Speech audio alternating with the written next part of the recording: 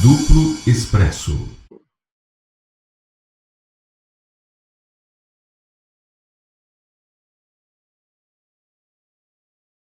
De quinta para sexta, nós acabamos com o segredo de Polichinelo, todo mundo em Brasília, inclusive recebi contatos aqui de que pessoas na própria PUC de Minas Gerais, que é onde a Carmen Lúcia dava aula antes de ser ministra, sempre se soube, assim, um segredo de Polichinelo, ninguém falava abertamente, mas se sabia, então a gente revelou, e a questão não é a orientação sexual dela, a questão é atores do golpe, a narrativa, né, a versão que nos chegou é que mais de um ator, inclusive, tem acesso a material que pode ser considerado vexatório, de flagrantes, no exercício da sua orientação sexual, com a qual ninguém teria nada a ver, mas tanto o pessoal Globo, Lava Jato, esse polo, como o próprio regime Temer, eles costumam operar juntos, mas às vezes tem conflitos. Esse pessoal teria provas disso e usaria para pressioná-la, porque poderiam expor ela, humilhando ela publicamente, não mais do que pela sua orientação, pelo flagrante constrangedor. Então, isso vinha sendo feito. A gente conversou com 3 fontes do mundo político que nos afirmaram isso, que viram essa dinâmica. A gente vem acompanhando isso há meses. Quem é do Duplo Expresso sabe disso. A gente falava aqui de uma maneira velada, de tesouradas. A pessoa pergunta: o que é tesourada? O que é tesourada? A gente não falava, a gente dava o recado. Ela está sendo vítima de chantagem por causa das suas tesouradas. Ninguém entendia. E aí, quando a gente viu aquele vídeo que ela vazou, né, numa estratégia de comunicação, com a Alcione tentando normalizar a situação dela, ela que vinha sendo confrontada com uma greve de fome pelo estupro regimental que ela faz para não pautar a questão da prisão em segunda instância, como o próprio ministro Marco Aurélio falou no julgamento, que ela usava a tática, a estratégia que não vencia o direito, no julgamento do habeas corpus do presidente Lula, como ela tentou normalizar essa situação com a cantora Alcione. Eu falei: não, então vamos acabar com essa história de normalização, vamos falar realmente o que acontece nos bastidores. Isso teve um impacto enorme, né? Todo mundo do mundo político fez, e aí na sexta-feira nós fomos atacados mais uma vez por membros da Globosfera, foram escalados para fazer isso, mais de um, aí a gente já não há necessidade de mencioná-los novamente. Mas, naquele momento, a gente observou por que o ataque não vem da direita. E aí, dessa vez, o impacto foi tão grande que eles resolveram expor para a bolha azul deles a existência de um site chamado Duplo Expresso. Era necessário responder a isso. Então, sobre essa questão, eu queria concluir esse debate de hoje, que a gente voltou a lembrar da questão da Carmen Lúcia, porque foi isso que motivou o ataque da sexta-feira e o ataque das organizações Globo. Agora, a gente, junto com essa pessoa que fez uma transição incrível, né, do Carbonário, dos Black Blocs em 2013, virou o censor da grande imprensa em 2018.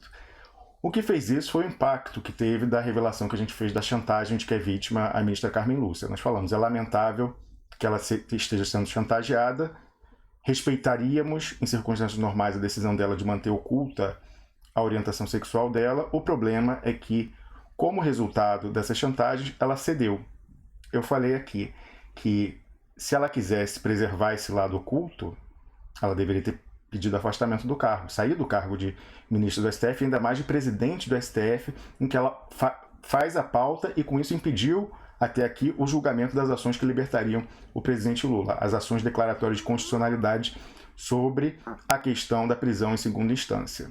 Eu falei: se ela fosse brava, corajosa, o que ela poderia fazer? No momento em que tivesse a chantagem, ela chamaria uma coletiva de imprensa e falaria: olha, a minha orientação sexual é homossexual, eu sou lésbica e eu sempre quis manter minha privacidade, então não achava que isso era um tema que dizia respeito à minha participação na vida pública. Mais pessoas que sabem disso, consideram isso vexatório, fizeram flagrantes meus com esse respeito, estão me chantageando, tentando influenciar minhas decisões de uma maneira não republicana e até criminosa, porque isso é uma extorsão. Quem está fazendo isso é fulano, fulano, fulano e fulano. A mulher ia virar um ícone LGBT, não só no Brasil, mundial. Imagina, a presidente do Poder Judiciário brasileiro, da Suprema Corte brasileira, não só sai do armário e assume a sua orientação, como diz que não cede a uma chantagem, usando esse aspecto da vida dela. E mostrando, evidenciando que tipo de pessoa estaria disposta a usar isso para chantageá-la e o que econômica e politicamente essas pessoas defendem, essas pessoas sem escrúpulos que atuam como mafiosos. essa não foi a escolha da ministra Carmen Lúcia. Ela não fez isso, a atitude corajosa, e nem a atitude não corajosa, que seria ela renunciar. Como eu falei, que ela quase fez isso, quando houve justamente uma divisão entre dois grupos que têm essa informação. O grupo do Michel Temer e o grupo da Lava Jato Globo. Eles dois têm essa informação e provas. E em algum dado julgamento, não me recordo qual, ela estava muito pressionada pelos dois lados, mas os dois queriam coisas diferentes. Então, de qualquer maneira, ela terminaria exposta se ela desatendesse um deles. Os dois têm. E aí o que ela fez? Nessa hora, ela ameaçou renunciar.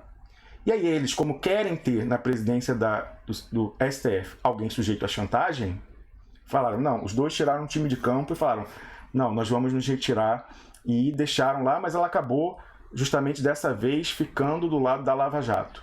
Ela da Globo, da Lava Jato. Era questão de pauta também, essas coisas aí. Mas naquele momento, ela ia ter a atitude que era ainda republicana, mas não corajosa. A atitude corajosa ela nunca sequer cogitou, embora seja um segredo de polichinelo a orientação sexual dela. Todo mundo sabe disso em Brasília, como pessoas se manifestaram aqui, mesmo os alunos dela na PUC de Minas Gerais sempre souberam. Ela, olha que coisa, quando subiu ao STF, né, e antes de chegar à presidência, ela teve que criar uma versão de por que ela não era casada, não tinha filhos. Ela deu entrevistas falando que ela sempre foi beata, muito carola, católica, e aí fizeram até a charge da entrevista dela, ela falou em São Paulo, ela com uma freirinha segurando o martelinho de juíza. Ela teve que inventar um personagem assexuado, uma freira, para justificar por que ela não tinha manifestações exteriores de sexualidade heteronormativa. E Carlos Krebs, muitas pessoas, quando nós fizemos essa denúncia, acusaram esse site de ser homofóbico. Nós rimos imensamente dessa situação, não só porque não somos homofóbicos, o Wellington vive num país avançadíssimo em que os gays se casam na igreja, não é casamento civil não, na Suécia os gays se casam na igreja luterana. Mas o mais engraçado é que... Inclusive em cerimônias ministradas por mulheres. Exatamente, eu já fui inclusive a diversas cerimônias aqui na Suíça da igreja luterana ministradas por mulheres, eu me senti muito bem. Muito bem. Eu já fui, inclusive, a uma missa da Igreja Vétero-Católica, que é uma cisão da Igreja Católica do final do século XIX, ministrada por um padre evidentemente gay. E a que estava ajudando a oficiar uma mulher. Eu falei, nossa, que maravilha, né? O cara com brinquinho, o padre com brinquinho. Gente, mas isso aqui é uma maravilha, tal. E a igreja era cheia de imigrantes. Eu falei, mas isso aqui é a igreja de Jesus, tá aqui todos. Ele não ficava com as prostitutas e os publicanos. Eu falei, eu não estou querendo igualar os imigrantes e as prostitutas, mas são os rejeitados da sociedade. Eu falei, aqui o Cristo não falou, desculpa, Carlos, eu sei que você é ateu, mas vou lá. O Cristo não falou que ele estaria onde mais de um tivessem reunidos em nome dele em oração? Era aquele pessoal que ele frequentava, os rejeitados da sociedade estavam ali reunidos, o gay, a mulher, os imigrantes, todos lá recebendo a comunhão. Eu quero muito que a igreja de Roma, que é a qual eu me filio, um dia evolua para isso. Eu sei que é difícil, porque a gente luta com as resistências, mas essa igreja veterocatólica é muito interessante, eles têm uma posição muito avançada, Carlos, com relação à eutanásia, ao direito a morrer com dignidade, que eu sei que é um tabu ainda na igreja. Eu vejo esse direito, mesmo sendo católico, tudo, eu acho que a pessoa tem o direito, quando ela tem uma doença que está realmente tirando a dignidade dela, de escolher, assim, deu, já é a hora de eu partir, deixa eu partir bem, entendeu? Eu acho que é um debate que um dia vai se travar no seio da igreja de Roma também, mas eles têm essa posição a favor da eutanásia, direito à morte com dignidade. Eles são muito avançados, celebram casamentos homoafetivos também, então é uma igreja muito avançada, e a da Suécia, a luterana, a mainstream, é assim também. E a gente falava que a gente achou engraçado, porque nós vivemos em sociedades em que isso não é mais um tema, um issue, né? Assim, não é tabu, então por isso até essa reação do Brasil foi meio esquisita, então a gente achou engraçado. Mas o mais engraçado, Carlos Krebs, e aqui eu vou fazer uma revelação para quem não sabe ainda, porque todo mundo no meu entorno sabe, eu sou gay. Eu sou gay. Quem não sabia ainda, Carlos Krebs, viver com 5 chihuahuas fofinhas como essa aqui, né? Eu tenho 5 chihuahuas, quer dizer, a Maia morreu. Devia ser um indício forte, entendeu? Eu achar isso aqui muito fofo, ao ponto de ter 5 dessas em casa, deveria ser um indício. Então, dizer que eu fui homofóbico ao falar que a Carmen Lúcia estava sendo chantageada por querer esconder um aspecto da vida dela, que eu não considero nem um pouco vexatório. Partilho do vexame de Carmen Lúcia. O ataque foi feito, Rômulus, distorcendo o foco. Eles focaram na orientação e não na chantagem sobre orientação, o que é muito diferente, muito diferente. Carlos, a gente sabe que não era sincero quem fazia essa acusação, que estava praticando a tática do diversionismo para conseguir não falar do tema que era a chantagem.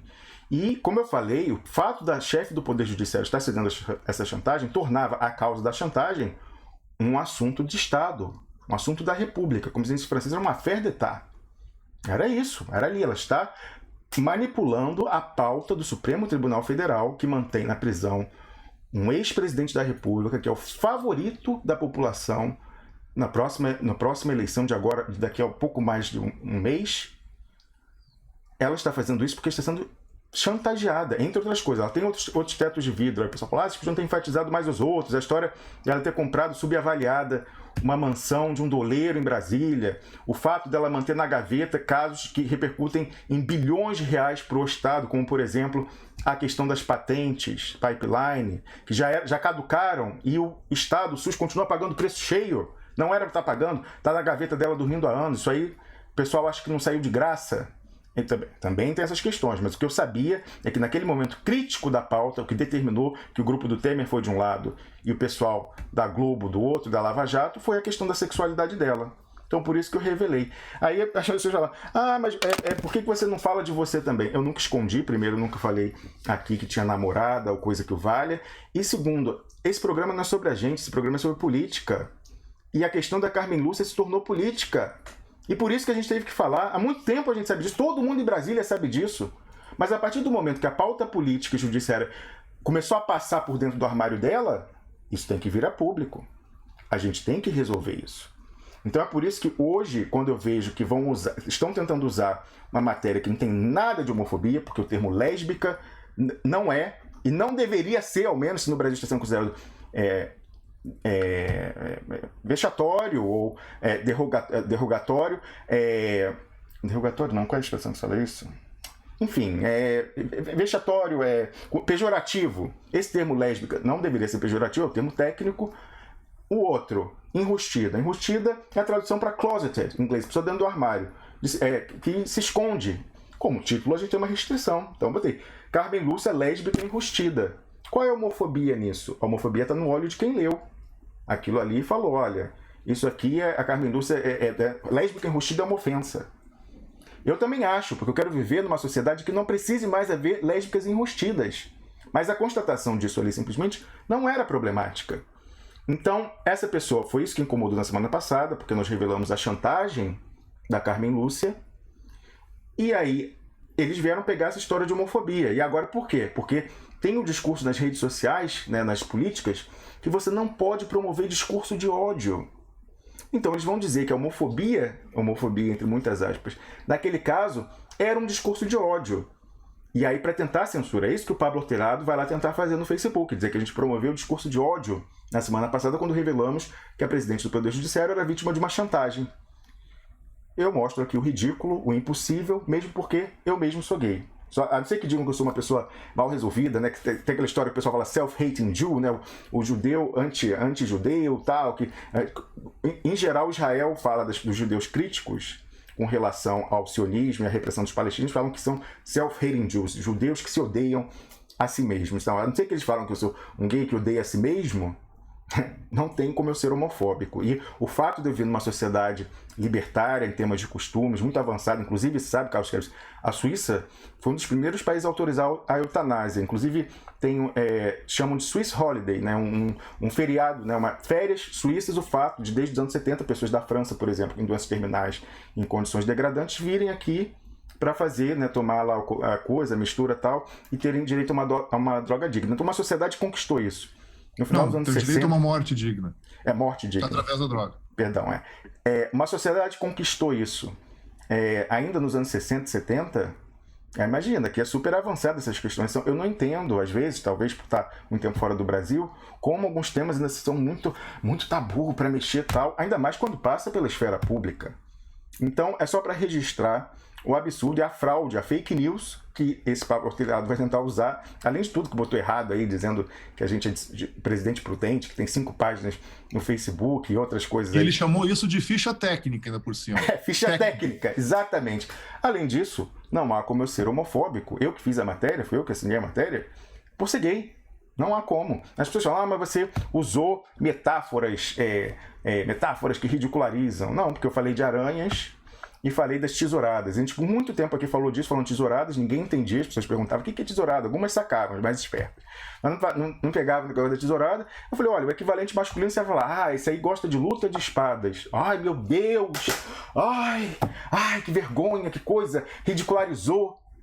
Gente, as pessoas estão precisando fazer análise. Eu faço análise toda semana, estou muito bem resolvido. As pessoas estão precisando. O que é isso, né? É um moralismo, um pseudo-moralismo hipócrita. Isso não tem nada a ver com o Brasil. Isso aí tá uma coisa esquisita. Tudo a ver. Desculpa, Rômulo. Desculpa, eu vou fazer só um recorte baseado no que o Bem-vindo Siqueira apresentou aqui. Ele falou uma frase que foi muito utilizada na época da forçação de barra em cima do impeachment, que é: basta tirar a Dilma que a economia se restabelece e volta a crescer. Essa frase é de um senhor chamado Flávio Rocha, que é presidente das lojas Riachuelo. E ele também é um político, ele é um político do Partido Republicano Brasileiro, uma coisa assim conservadora, né? Mas o que as pessoas talvez não se lembrem é que esse senhor já foi um congressista no Brasil e ele se elegeu junto com Fernando Collor pelo Partido da Reconstrução Nacional, né? Tem tudo a ver com o Brasil, tem tudo. Deveria ser o Partido Reacionário Brasileiro, o Partido Reacionário Nacional, porque é uma repetição das mesmas velhas histórias. Carlos Krebs, eu não combinei com você essa intervenção, mas o senador Fernando Collor, que não deveria de forma nenhuma se aproximar dessas pessoas reacionárias em costumes, porque ele é uma pessoa muito avançada, vamos dizer assim, em costumes, muito avançada. Então, mais de um aspecto até desse avanço comportamental aqui na Europa, né? A gente tem diversas questões, falamos aí de eutanásia, de aborto, mas tem também né, a tolerância com relação à homossexualidade, até bissexualidade também, mas também em relação ao consumo de drogas, né? A Europa sempre foi muito avançada. Então, eu acho que o senador Collor, como uma pessoa criada de uma maneira com esses valores não tão assim, né, mais avançados, e até observando também valores mais avançados, é bastante hipócrita ele se aproximar na sua persona política do reacionarismo, né? É a velha hipocrisia da política brasileira. Mas então, para concluir essa questão, eu queria dizer isso, quão fake eles conseguem ser para tentar calar a voz dissoante política. Aliás, por falar em homofobia, quem foi vítima de homofobia foi o Duplo Expresso. E mais precisamente eu, Rômulo Maia, ou Rômulo Brilo, meu nome de batismo. Isso porque pessoas que sabiam da minha orientação sexual, para quem eu nunca fiz segredo, lá atrás, quando a gente foi atacado pelos deputados guerreiros, tentaram usar o preconceito associado às mulheres, e por tabela, em alguns casos, a gays, contra mim. Quem acompanhou aquele episódio há de lembrar que tanto o Luiz Nassif, quando produziu, quer dizer, quem produziu o dossiê Fajuto foi a assessoria do Paulo Pimenta. O Luiz Nassif só cedeu o espaço, não sei se contra pagamento, e deu uma envenenada. Tanto ele quanto o Miguel do Rosário, que trabalhava com a gente, né, no Cafezinho comigo por curto período. Eu trabalhei no Cafezinho, mas com ele então mais tempo. Aproveitou-se desse lugar de fala dele, de uma pessoa que convivia com a gente, para nos atacar e ter mais credibilidade no seu ataque. Pois então, os dois tentaram insinuar que eu tinha doença mental, que eu era histérico, alguma coisa assim. Aquele velho preconceito que usam para desqualificar argumentos femininos, argumentos das mulheres, também usam em relação a gays. Tentam sempre dizer que são pessoas desequilibradas, pessoas sem estabilidade emocional, pessoas doentes, enfim, recuperando aquilo que desde os anos 70 a Associação Mundial, Internacional de Psiquiatria diz que não deve ser diagnosticado como doença. Mas eles tentam recorrer ao velho preconceito daquele pessoal que faz terapia de cura gay. Sim, porque o Nassif fala que eu era borderline, né, histérico, o Miguel do Rosário também falando que eu tinha claramente doença mental, desequilíbrio, jogando com isso, jogando com preconceito contra os gays, a homofobia, e também isso também se dirige à mulher, a histérica, a mulher que não segue as normas, a mulher que questiona uma histérica, o gay também é um desequilibrado, né, é um pária da sociedade. Os dois recorreram a isso. Os dois sabiam perfeitamente da minha orientação. Miguel comentava da minha vida, falava, vou sair agora aqui, fazer isso e tal. Sempre falei, nunca escondi, foi algo que eu nunca escondi das pessoas com quem eu convivo. Apenas não trazer isso para o programa, porque o objetivo do programa, como eu já falei aqui, é falar do Lula e não da gente. E a gente só mencionou a questão da Carmen Lúcia porque passou a ser um tema de política. A República e o presidente Lula ficaram presos no armário da Carmen Lúcia. E eu agora estou expondo essa questão sem nenhum problema, sou muito bem resolvido, muito tranquilo, moro num país muito tranquilo. Estou trazendo isso para o programa porque, incidentalmente, também entrou na política, na nossa micropolítica aqui do Duplo Expresso. Porque eles estão usando aquela história da Carmen Lúcia para tentar amanhã plantar a narrativa de que nós disseminamos discurso de ódio, no caso, homofobia, para tentar banir a gente das redes sociais. Como eu disse, não teria como fazer isso, porque eu sou muito bem resolvido, então não me odeio, não poderia ser homofóbico. Essa é a questão. Então, é curioso, até irônico, olhar que se tem uma vítima de homofobia em toda essa história, se a gente pegar e resgatar desde os primeiros ataques, sou eu, e não a ministra Carmen Lúcia. Mas o que a gente tem que sempre concluir é que o alvo dessa questão não sou eu, não é o Wellington, o alvo é o presidente Lula. E todo mundo que vier a lutar pela manutenção da candidatura dele vai entrar na linha de tiro. E é por isso que o Duplo Expresso vinha sendo atacado por órgãos da Globosfera desde dezembro, depois fevereiro, agora em agosto, e agora pelo dragão do mal, a Rede Globo. É isso aí, o Duplo Expresso entrou na mira da Rede Globo só porque está na linha de tiro que chega no presidente Lula. Duplo Expresso.